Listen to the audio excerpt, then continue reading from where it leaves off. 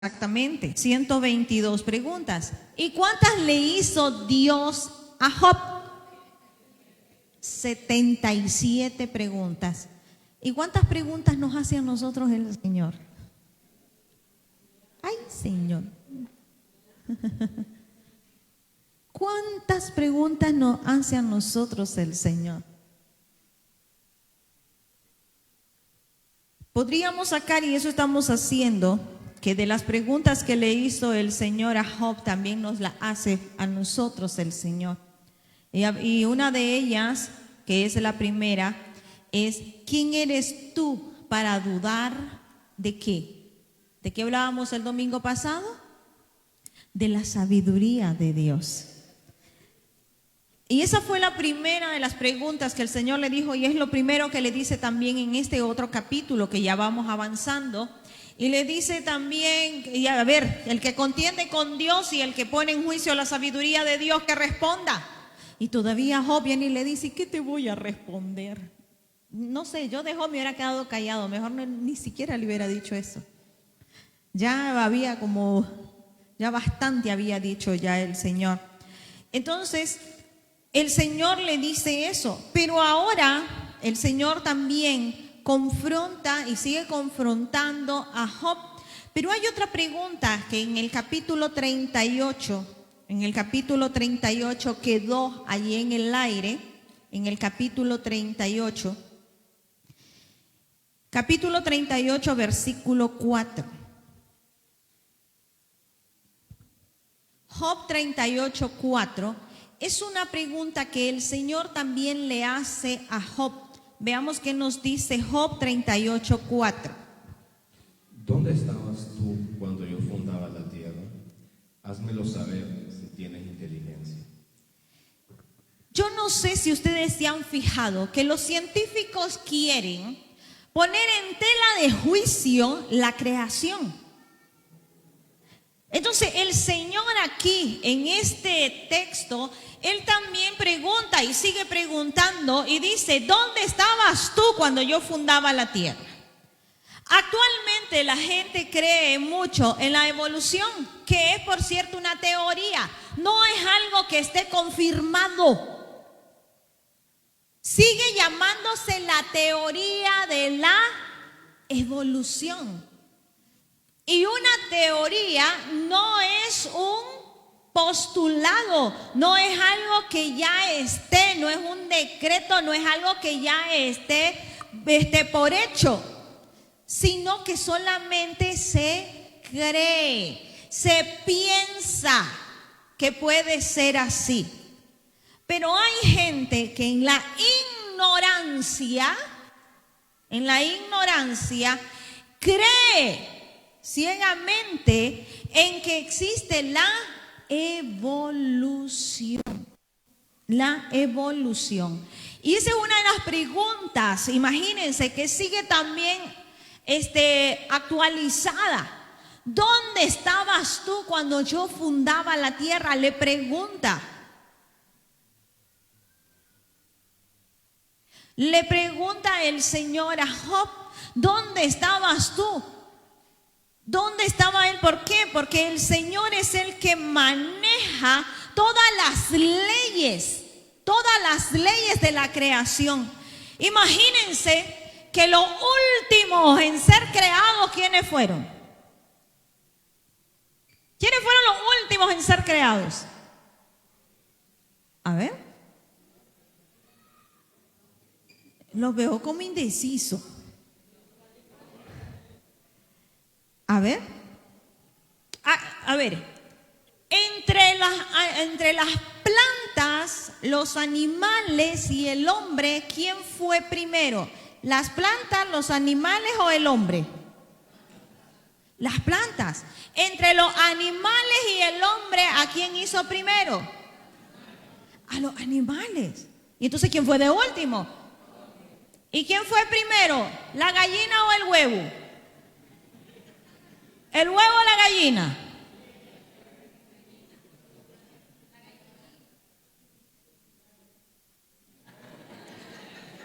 Dice que el gallo.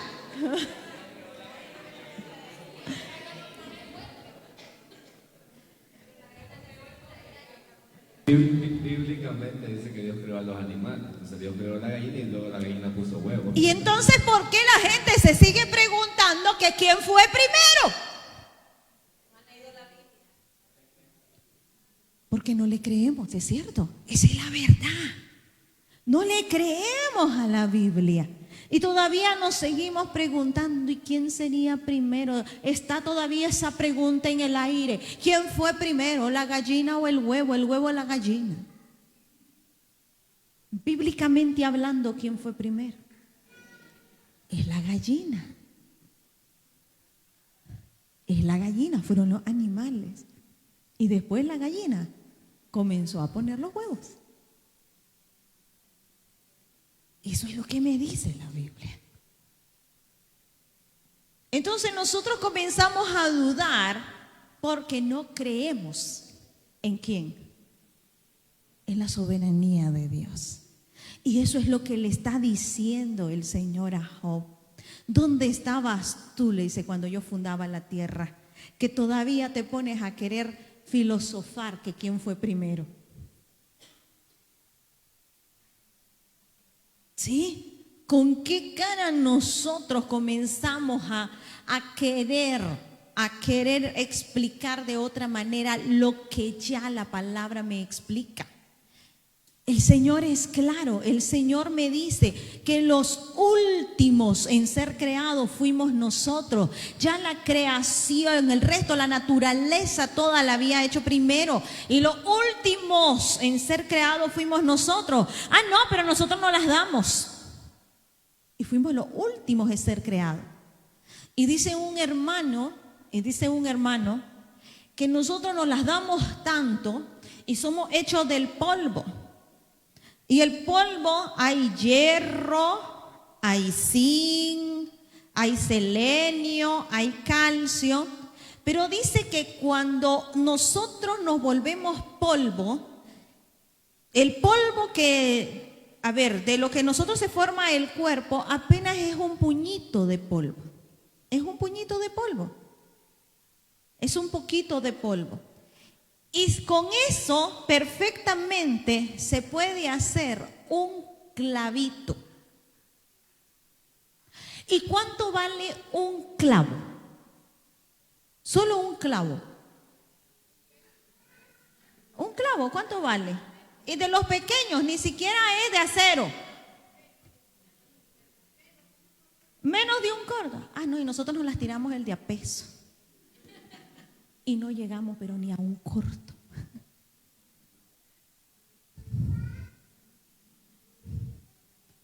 ¿Sí? Ni a centavos. Somos hechos del polvo. Somos hechos del polvo. De ahí somos hechos. Entonces, eso es lo que confronta el Señor a Job. Veamos lo que me dice Génesis 1 del 24 al 31, porque si no han leído que fuimos los últimos en ser creados, nos vamos a dar cuenta ahorita. Génesis 1 del 24 al 31 y Génesis 2, 1 y 2. Génesis 1 del 24 al 31. Luego dijo Dios, produzca la tierra seres vivientes según su género, bestias y serpientes y animales de la tierra según su especie. Y fue así. E hizo Dios animales de la tierra según su género y ganado según su género y todo animal que se arrastra sobre la tierra según su especie. Y vio Dios que era bueno. Entonces dijo Dios, hagamos al hombre a nuestra imagen, conforme a nuestra semejanza, y señoree en los peces del mar, en las aves de los cielos, en las bestias, en toda la tierra y en todo animal que se arrastra sobre la tierra. Y creó Dios al hombre a su imagen, a imagen de Dios lo creó, varón y hembra los creó. Y los bendijo Dios y les dijo, fructificad y multiplicaos, llenad la tierra y sojuzgadla, y señoread en los peces del mar, en las aves de los cielos, y en todas las bestias que se mueven sobre la tierra. Y dijo Dios, he aquí que os he dado toda planta que da semilla, que está sobre toda la tierra, y todo árbol que hay en que hay fruto y que da semilla. os será para comer. Y a toda bestia de la tierra, y a todas las aves de los cielos, y a todo lo que se arrastra sobre la tierra, en que hay vida, toda planta verde le será para comer. Y fue así. Y vio Dios todo lo que había hecho, y he aquí que era bueno en gran manera, y fue la tarde y la mañana el día sexto. Continúe ahí en el 1 y el 2, por favor. Fueron pues acabados los cielos y la tierra y todo el ejército de ellos. Y acabó Dios en el día séptimo la obra que hizo, y reposó el día séptimo de toda la obra que hizo. Y bendijo Dios al día séptimo y lo santificó, porque en él reposó toda la obra que había hecho en la creación. Amén. Por lo tanto, ya no hubo otra cosa más que crear después. Lo último que creó fue a nosotros. Pero el mismo día también que creó.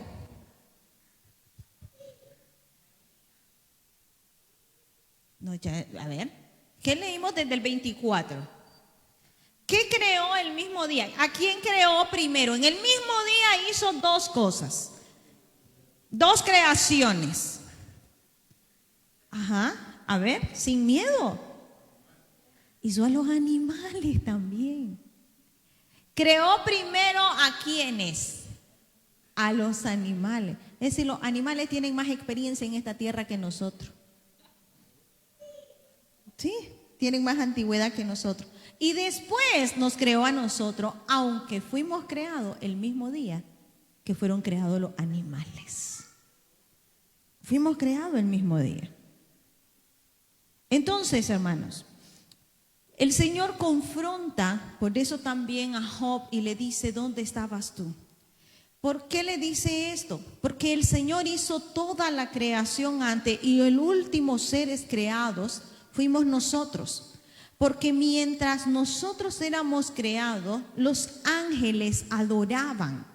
Ya estaba la creación de ángeles, ya existía la creación de los ángeles. Entonces ellos adoraban y la naturaleza se alegró con nuestra creación. Veamos qué nos dice ahí mismo en Job 38, 5, 7. Job 38, 5, 7. La creación adoraba a Dios mientras Él creaba. Toda la misma creación estaba adorándole. Los ángeles también estaban alegres. Job 38, 5 al 7. ¿Quién ordenó sus medidas, si lo sabes? ¿O quién extendió sobre ella cordel? ¿Sobre qué están fundadas sus bases? ¿O quién puso su piedra angular? Cuando alababan todas las estrellas del alba y se regocijaban todos los hijos de Dios.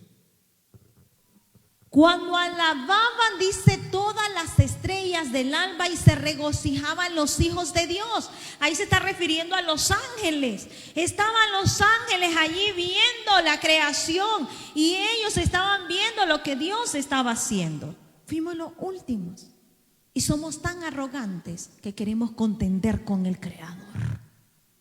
Somos tan arrogantes que ponemos a una persona sobre el Creador y comenzamos a adorar a las criaturas y no al Creador.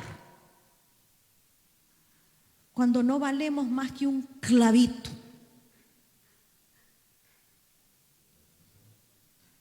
Más que un clavito. Entonces nosotros debemos de ubicarnos. Por eso yo les decía desde un inicio, yo le quería poner a la enseñanza de Job, busca un mapa y ubícate. Tenemos que ubicarnos, ¿quiénes somos nosotros? ¿Y quién es Dios? Y la gran misericordia que Dios tiene con nosotros. La gran misericordia que Dios tiene hacia nosotros. Y el Señor le dice a Job, tú no estabas allí, tú no conoces ni siquiera las leyes que yo puse. ¿Cuántas leyes no existen que se van descubriendo, se han ido descubriendo durante los años? La ley de la gravedad. ¿Qué me ayuda la ley de la gravedad? A ver si no sabemos la ley de la gravedad. Todo lo que sube tiene que bajar. ¿Sí? Y por eso es que hay gente que quiere volar pero se da el platanazo. Y por eso es que vienen y dicen que todo el que sube como palmera cae como coco. La ley de la gravedad hace que nosotros nos mantengamos pegados a la tierra. La ley de la gravedad. Y hay tantas leyes, está la ley de la termodinámica, están tantas leyes que manejan todo este mundo, esta tierra, y las leyes del universo también, que esas las puso Dios. Esas las puso Dios. Y en la tierra tiene tantos años y los científicos la han ido descubriendo hasta hace poco. Y tiene muchos años. ¿Quién fue el que puso la ley de que la tierra diera vuelta alrededor del sol y la luna diera vuelta alrededor de la tierra? Fue Dios. Y tenía lógica porque lo hizo. Tenía lógica al hacerlo. No fue asunto de que el Big Bang. No es que vino una explosión y la explosión supo cómo acomodar todo. Ay, la explosión hizo que se hicieran varias galaxias y que la Vía Láctea quedara tan perfecta y que la Tierra quedara en medida perfecta al Sol, de modo que no quedara tan cerca que no se quemara ni tan largo que no se congelara. ¡Wow! ¿Qué Big Bang ese? ¿Qué explosión ustedes han visto que en vez de dejar un caos, deje todo ordenado? ¿Cuándo han visto eso?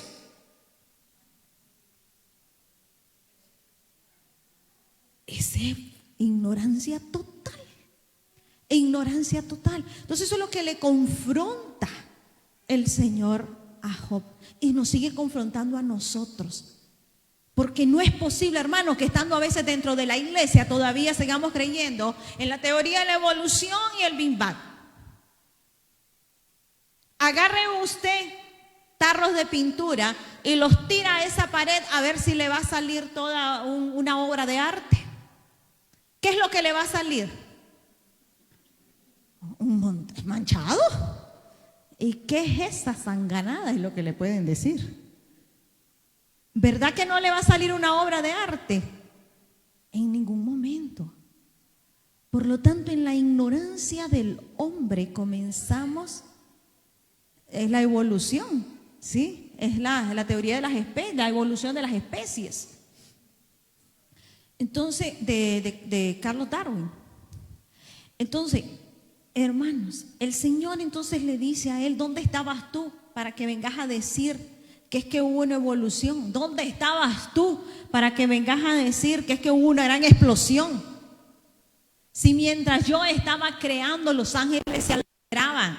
¿Por qué? Porque la Biblia dice, y vio Dios que era bueno. Eso dice la Biblia.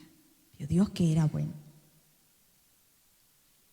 Por lo tanto, eso sigue ahí vigente para nosotros. Sigue vigente. Aunque digan ahí lo que digan en el mundo, que ahora han salido con otra teoría que la tierra es plana. Terraplanistas se llama, ¿verdad? Los terraplanistas. Que la tierra es plana. Y la Biblia me dice que el Señor está sentado ¿a dónde? En el círculo de la tierra.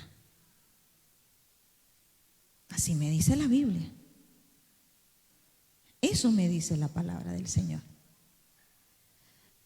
Entonces eso es lo que confronta también el Señor a Job.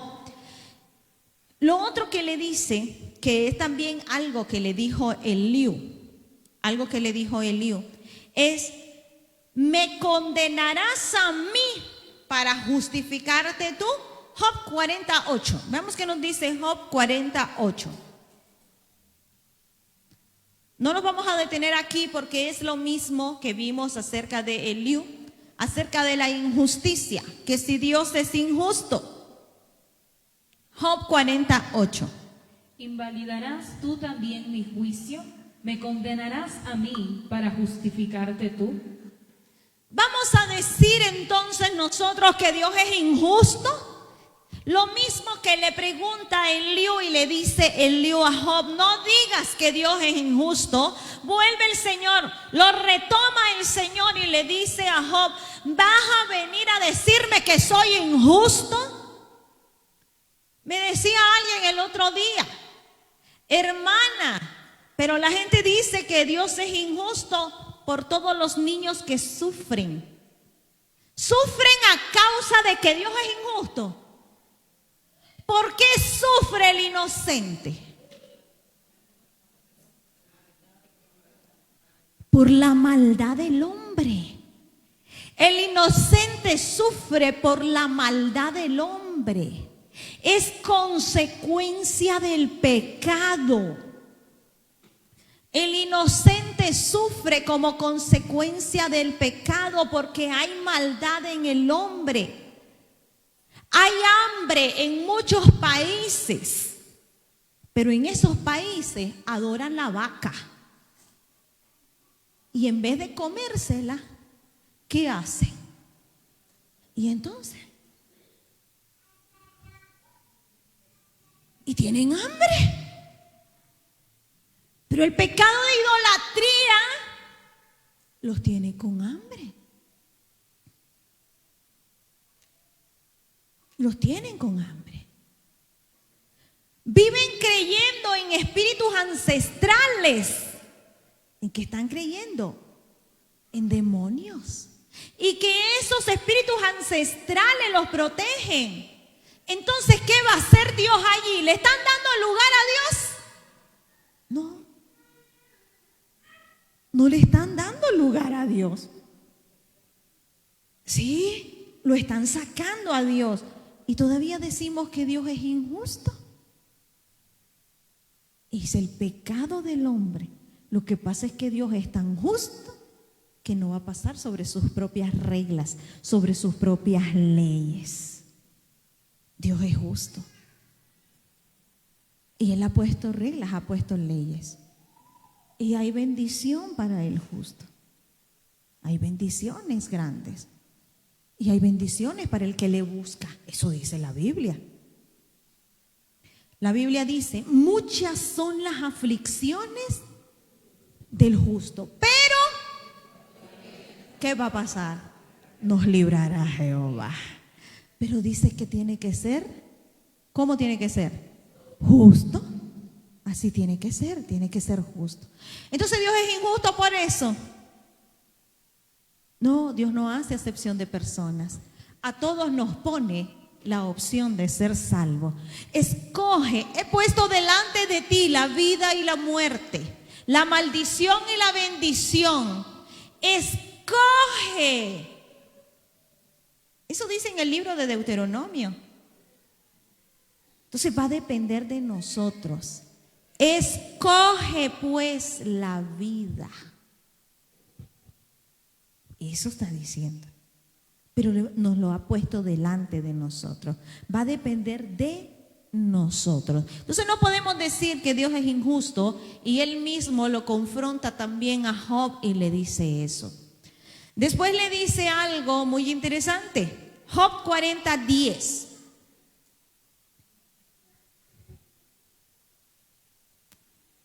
Adórnate ahora de majestad y de alteza, y vístete de honra y de hermosura. Continúe, por favor. ¿Hasta dónde dice sálvate? Adórnate ahora de majestad y de alteza, y vístete de honra y de hermosura. Derrama el ardor de tu ira, y mira todo altivo y abátelo. Mira todo soberbio y humíllalo, y quebranta a los impíos en su sitio. Encúbrelos a todos en el polvo. Encierra sus rostros en la oscuridad, y yo también te confesaré que podrás salvarte tu diestra. He aquí ahora Behemoth, el cual... Hasta ahí. Entonces, vemos allí, dice la palabra del Señor. A ver, le dice, si eres tan justo, si eres tan sabio, si eres tan grande, si eres tan inteligente, entonces quiero que me demuestres tu poder. Eso le dice el Señor. Imagínense que el Señor baje y le diga, a ver, demuéstrame tu poder si eres cierto que eres tan justo. Porque a veces nosotros le decimos al Señor, Señor, eso es injusto. No es posible que esto me esté pasando. Y que venga el Señor y le diga, a ver, quiero que me demuestres si es cierto. Y entonces el Señor le dice, a ver, si eres tan grande, si eres más sabio que yo, si eres más justo que yo, quiero que lo demuestres y que demuestres tu poder. Quiero también que demuestres que te puedes vestir de honra y entonces también que demuestres que te puedes salvar a ti mismo. ¿Será que nosotros nos podemos salvar a nosotros mismos? No los veo muy seguros. Y eso es lo que le dice el Señor a Job. Cuando nosotros nos volvemos de esa manera y comenzamos a querer contender con Dios y queremos que Dios nos explique todo lo que estamos viviendo y todo lo que estamos pasando, estamos diciéndole entonces y decimos, ya me voy de la iglesia, ya no sigo sirviéndote. ¿Qué le estoy diciendo al Señor?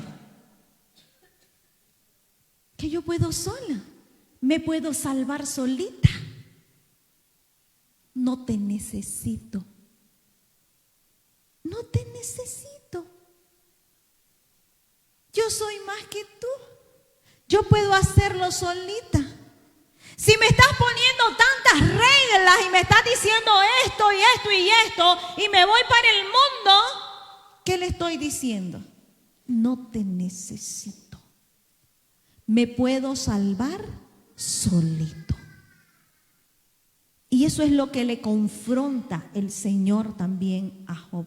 Y le dice, vamos a ver si es cierto. Entonces, sálvate tú mismo. Y eso es imposible, hermano. Es imposible. Porque el que nos guía a toda verdad, ¿quién es? Escrito Juan 16, 13 al 15. El que nos guía a toda verdad solamente es el Espíritu Santo. Y de quien viene la salvación solamente de Jesús. Hechos 4:12.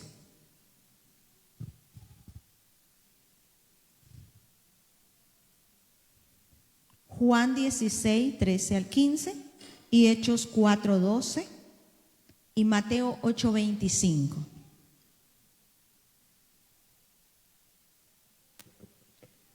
Juan 16 del 13 al 15. Pero cuando venga el Espíritu de verdad, Él os guiará a toda la verdad, porque no hablará por su propia cuenta, sino que hablará todo lo que oyere, y os hará saber las cosas que habrán de venir. Él me glorificará, porque tomará de lo mío y os lo hará saber. Todo lo que tiene el Padre es mío, por eso dije que tomará de lo mío y os lo hará saber. Entonces, ¿quién es el que nos guía a toda verdad? ¿Quién nos guía a toda verdad? ¿Es el espíritu humano? Es el Espíritu Santo. Y la única manera de que nosotros tengamos al Espíritu Santo, ¿cómo es?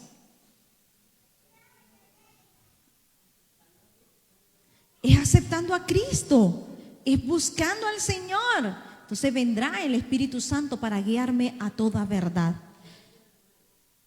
Entonces el Señor vuelve también a confrontar a Job y le dice, bueno, sálvate vos mismo, te las das de que sos justo, te las das de que solito podés, te las das de que no es necesario de que yo intervenga. Vamos a ver si es cierto.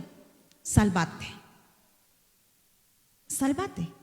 Pero la Biblia me es clara que la salvación, ¿de dónde viene? Hechos 4:12. Y en ningún otro hay salvación, porque no hay otro nombre bajo el cielo dado a los hombres en que podamos ser salvos. ¿Y cuál es ese nombre bajo el cielo en quien podemos ser salvos? es Cristo Jesús. Mateo 8:25. Y vinieron sus discípulos y les despertaron diciendo: Señor, sálvanos, que perecemos.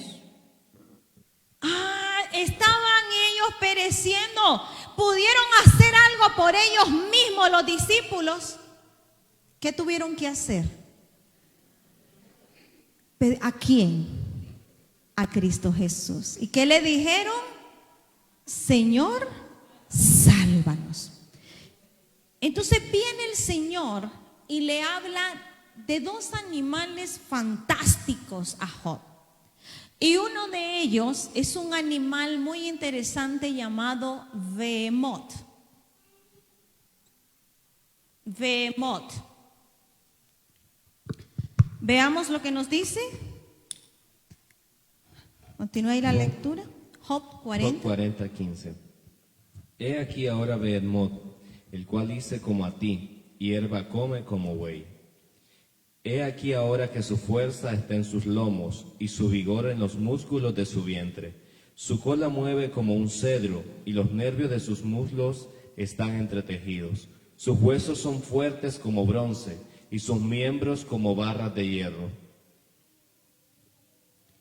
El Señor le habla de este animal que muchas personas, se cree que está hablando de, a ver si alguien me ayuda.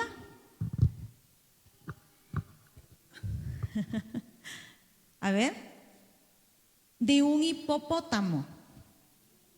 Entonces dicen que está hablando probablemente de un hipopótamo. Entonces le dice el Señor, ¿perdón? A ver si lo puede leer en lenguaje actual. Fíjate en el hipopótamo, animal parecido a los bueyes, pues se alimenta de hierba. A él y a ti los he creado. Imagínense. Los creé el mismo día, le dice. Y fíjate en él cómo es. Behemoth es un animal fuerte. El hipopótamo es un animal fuerte. Su nombre simple y sencillamente significa bestia. Eso es todo lo que significa, una gran bestia. Un animal o una bestia acuática. Eso es lo que significa su nombre. Pero el Señor le habla también de esto, porque no solamente le está hablando del mundo físico, sino que también le está hablando del mundo espiritual. Relacionemos. Le dice, a ver, sálvate vos mismo, le dice. Y te voy a poner un ejemplo. Y le presenta en el mundo físico a Behemoth. Pero Behemoth en el mundo espiritual también es un espíritu.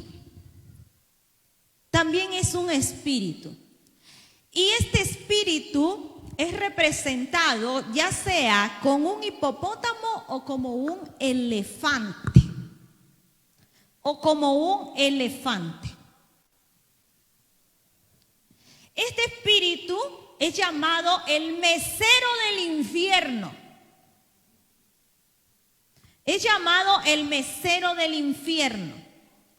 ¿Y saben el espíritu de qué es? A ver, es el espíritu de la gula, el espíritu de los excesos.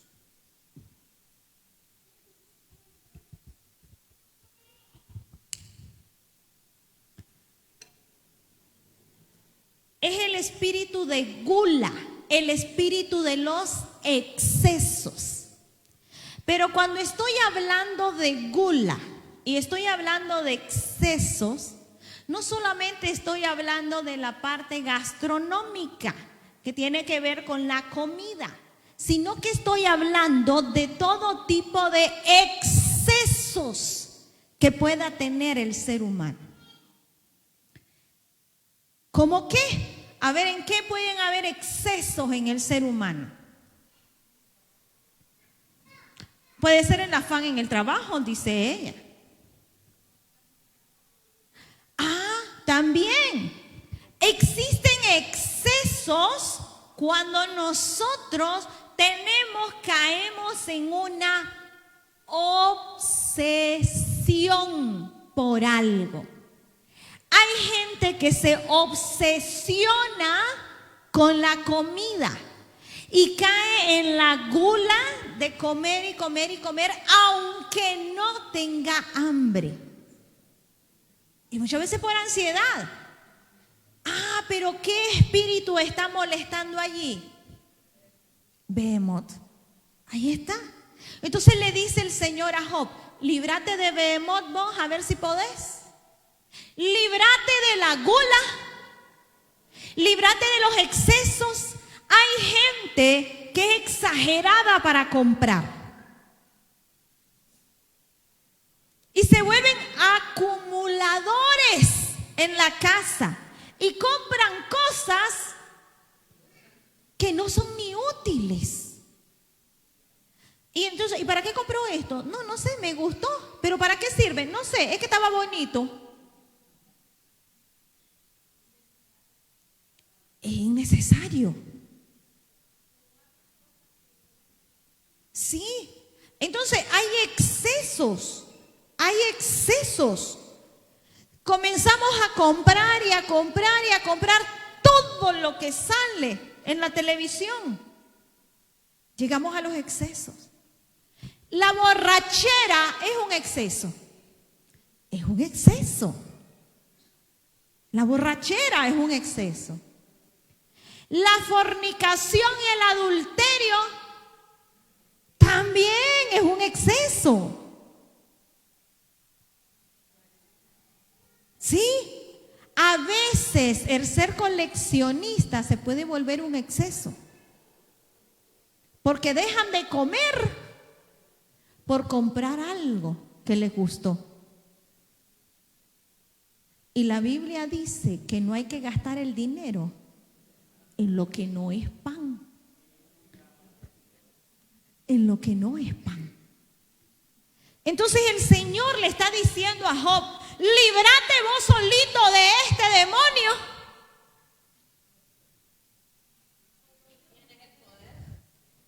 Tenemos el poder nosotros, así como humanos, sencillos, simples y mortales que somos, de echar fuera un demonio de eso. No podemos solo nosotros. Netamente que venga Cristo y nos dé su autoridad. Dice en la palabra del Señor, retomando lo que mencionábamos, que cuando aceptamos a Cristo, recibimos al Espíritu Santo. Y la palabra dice en Gálatas que el fruto del Espíritu Santo, ¿verdad?, tiene 9 características. Inicia por el amor y termina por la templanza, que es el dominio propio. Si yo soy un ser humano común y corriente, que no he aceptado a Cristo, que no tengo a Dios, que no tengo al Espíritu Santo, no voy a poder tener dominio propio. Porque si aún siendo cristiano tengo que vivir en esa búsqueda, esa llenura del Espíritu Santo para controlarme, tener dominio propio, ahora sin el Espíritu Santo es imposible tener dominio propio. Así es. Y eso es lo que le confronta el Señor a Job. Entendé que si yo no te doy el dominio propio, Behemoth es el que te controla. Tú no puedes controlarlo. Vos no lo vas a agarrar, ni siquiera le vas a tirar una flecha para que se controle. No voy a controlarlo de tal manera, porque siempre cuando tenemos la compulsión de comprar, somos compradores compulsivos, tenemos la compulsión en cualquier cosa, en deseos sexuales, en deseos de la carne.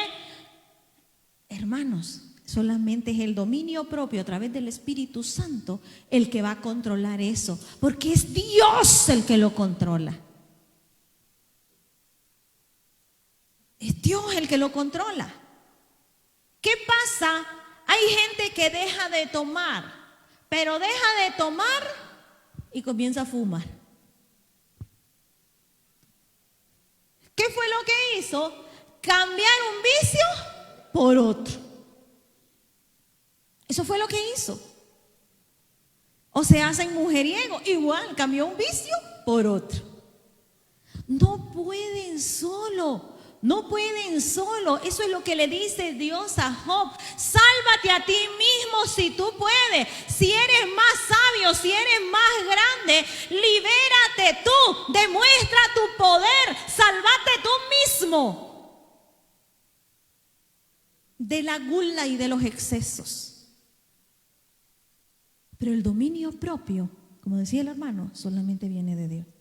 Y es un fruto del Espíritu Santo. Y es el fruto del Espíritu Santo. Por eso el Señor le pone a Behemoth allí.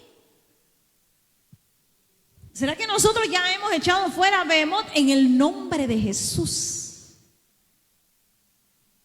¿O todavía hay cosas allí? Hay excesos en nuestra casa. Hay exceso de ansiedad.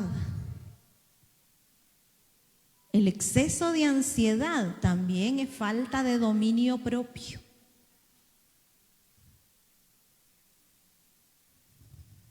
Es falta de dominio propio.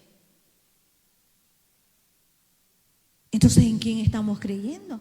¿Sigue el Señor confrontándonos en el 2024? Después de casi 6,000 años que se escribió el libro de Job. Más de 6,000 años.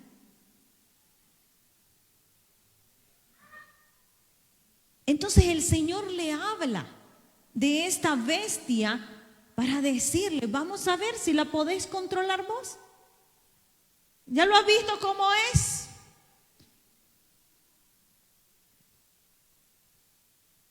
Esa es la gula, son los excesos. Y fíjense que también miraba que Behemoth tiene que ver con la pereza.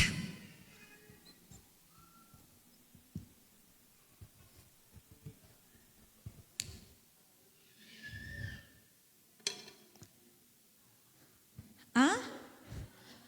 Como es pesado, gordo, lleno de vicios, entonces, ¿qué es lo que hace? Vienen aquellos ríos y no le preocupa y se queda aunque el agua suba. También tiene que ver con la pereza. Y la Biblia me dice, y es un mandamiento en el Nuevo Testamento, que debemos de ser diligentes. Diligente. Y todavía dice, no perezosos.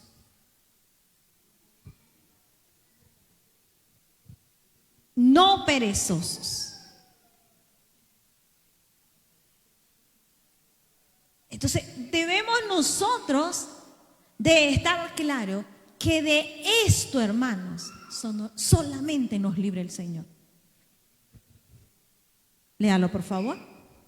Dice respecto a la pereza, ahí mismo en Job está bueno, esta es la versión Dios habla hoy, versículo del 21 al 23. Dice, se echa debajo de los lotos, se esconde entre las cañas del pantano, los lotos le dan sombra, los álamos del arroyo lo rodean. Si el río crece no se asusta, aunque el agua le llegue al hocico, está tranquilo. Eso es lo que pasa con el perezoso, con el haragán. Y cuando se da cuenta, se ahogó. Y Proverbios dice, mira la hormiguita, oh perezoso, mira sus caminos y sé sabio.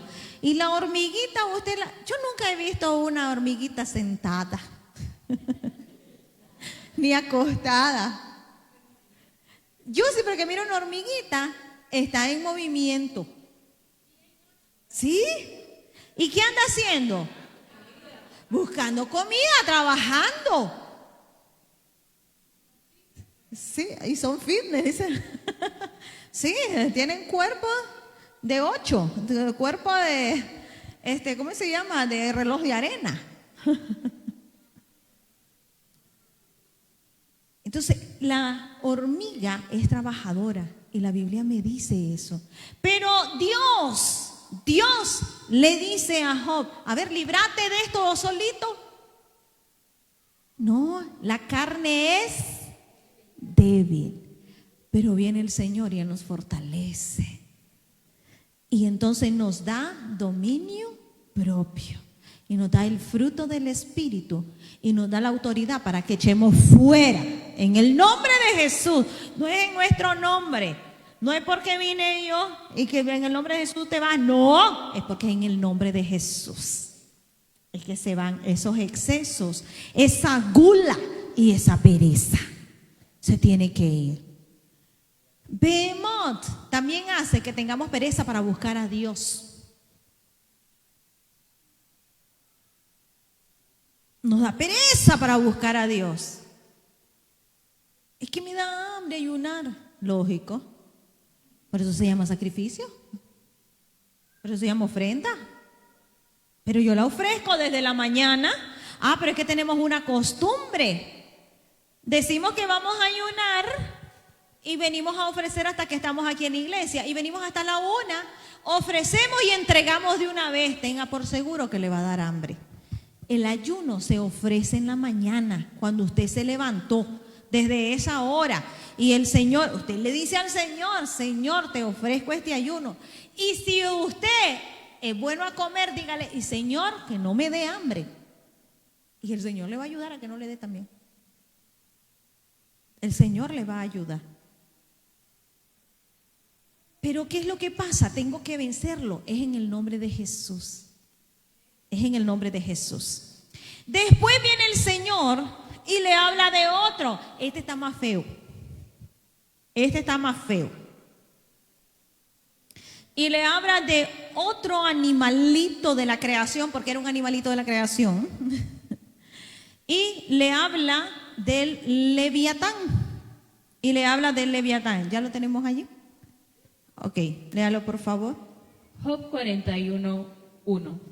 ¿Sacarás tú al Leviatán con anzuelo o con cuerda que le eches en su lengua? Continúe. Pondrás tu soga en sus narices y horadarás con garfio su quijada. Multiplicará él ruegos para contigo, te hablará él en lisonjas. Hará pacto contigo para que lo tomes por siervo perpetuo. ¿Jugarás con él como un pájaro o lo atarás para tus niñas? ¿Harán de él banquete los compañeros? ¿Lo repartirán entre los mercaderes? ¿Cortarás tú con cuchillo su piel o con arpón de pescadores su cabeza? Sigue. Pon tu mano sobre él, te acordarás de la batalla y nunca más volverás. He aquí que la esperanza acerca de él será burlada, porque aún a su sola vista se desmayarán. Nadie hay tan osado que le despierte. ¿Quién pues podrá estar delante de mí? Entonces ahora el Señor le habla de otra bestia, de otro animal, y es llamado el Leviatán. ¿Qué sabemos del Leviatán? Una serpiente, dice la hermana. ¿Qué más?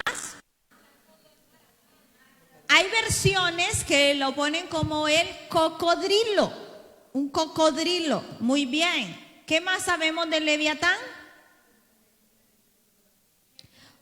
Otros dicen que se encuentra en el Triángulo de las Bermudas. ¿Qué más sabemos del Leviatán? Que el Leviatán se ha tragado a los barcos desaparecidos del Triángulo de las Bermudas. ¿Qué más sabemos? Que es como un pulpo, dice la hermana, que ella ha visto que es como un pulpo. ¿Qué más? ¿Qué más hemos oído del Leviatán? Hermana dice que está amarrado. ¿Qué más? Hemos escuchado también que en los juegos y en los dibujos animados hay varios muñequitos que sale un animal llamado Leviatán. Y sale uno que se llama Lotán. Es lo mismo. Leviatán y Lotán es lo mismo. Muy bien. Leviatán y Lotán es el mismo. Es el mismo. ¿Y cuál es el problema? Que en los juegos de los niños, en los juegos del celular, en los dibujos animados, en los animes sale mucho esta palabra Leviatán, y si no sale como Leviatán, sale como Lotán. ¿Sí? Así sale. Y hay otro que también viene siendo lo mismo y sale también en los animes, que es llamado Sis.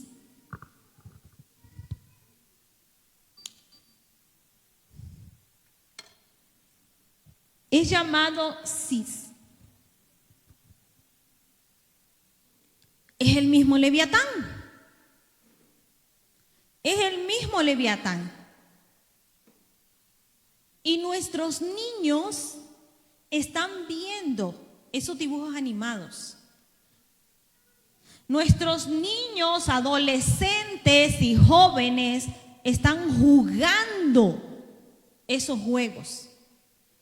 Y allí aparece el Leviatán como que si fuera un juguetito, una serpiente voladora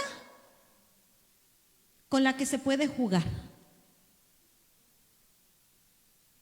Una serpiente voladora. ya miro asustada a la hermana yo. ¿Qué significa ese espíritu? Dice. Su nombre viene del hebreo Leviatán. Vamos a escribirlo. Leviatán.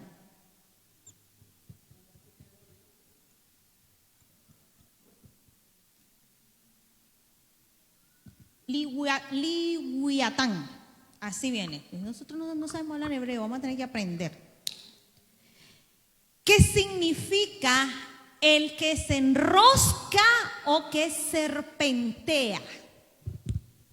El que se enrosca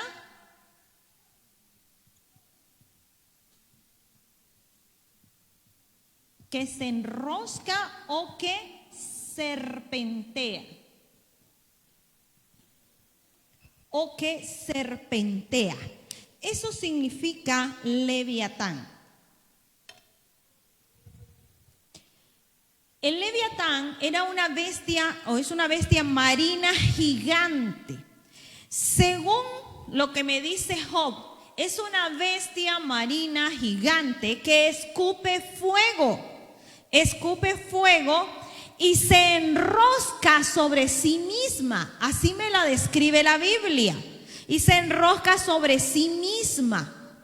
Es, decía la hermana Nubia, como un dragón. De ahí viene la idea del dragón.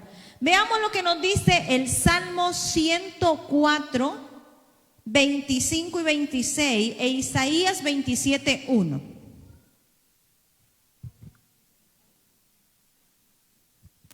Salmo 104, 25 y 26 e Isaías 27, 1.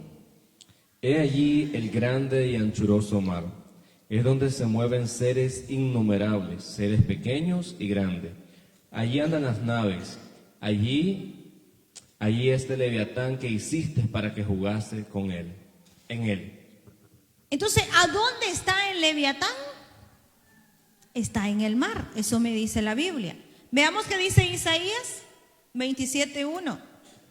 En aquel día Jehová castigará con su espada dura, grande y fuerte al Leviatán, serpiente veloz, y al Leviatán, serpiente tortuosa, y matará al dragón que está en el mar. Entonces, allí me está diciendo cómo es. Es como una serpiente, es como un dragón. Y todavía es veloz, es voladora. Sí, es voladora. Tiene 7 cabezas. Salmo 74:14. O tiene muchas cabezas. El Salmo no me dice cuántas, pero dice que tiene muchas cabezas. Magullaste las cabezas del Leviatán, y lo diste por comida a los moradores del desierto. Tiene muchas cabezas, pero el Señor le arrancó varias. ¿Y tiene 10 cuernos, dice. Pero ahí esa es ya la bestia del Apocalipsis. Es parecida, porque viene de allí la idea del Leviatán. Viene de allí de la idea del Leviatán. Entonces, ¿qué representa este animal? Representa el caos. Representa el caos.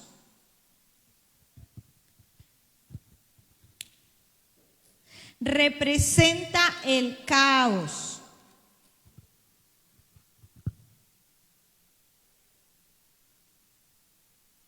Eso representa ese animal. Pero recordemos que el Señor le estaba hablando de este animal a Job. Físico, existía también para el tiempo de Job, sabía quién era. Probablemente algunos creen que es un dinosaurio que sobrevivió y está viviendo en el fondo del mar. No creen eso. Pero espiritualmente hay un espíritu, al igual que Behemoth es un espíritu de gula, exceso y pereza, Leviatán también es un espíritu. Pero eso lo veremos otro día. ¿Ah? Sí. No, porque ya son las 12. Eso lo veremos otro día. ¿Preguntas? No me pregunten qué es el espíritu de Leviatán, porque lo vamos a ver hasta el domingo. Entonces, ¿preguntas? ¿Quejas? Es que no terminé la clase. Si todos nos quedáramos en el ayuno todo el día, terminamos la clase, pero no todos se van a quedar. Entonces, vamos a continuar otro día y que el Señor me les bendiga. Esto ha sido para honra y gloria del Señor y espero que haya sido de bendición para todos. Y que esas preguntas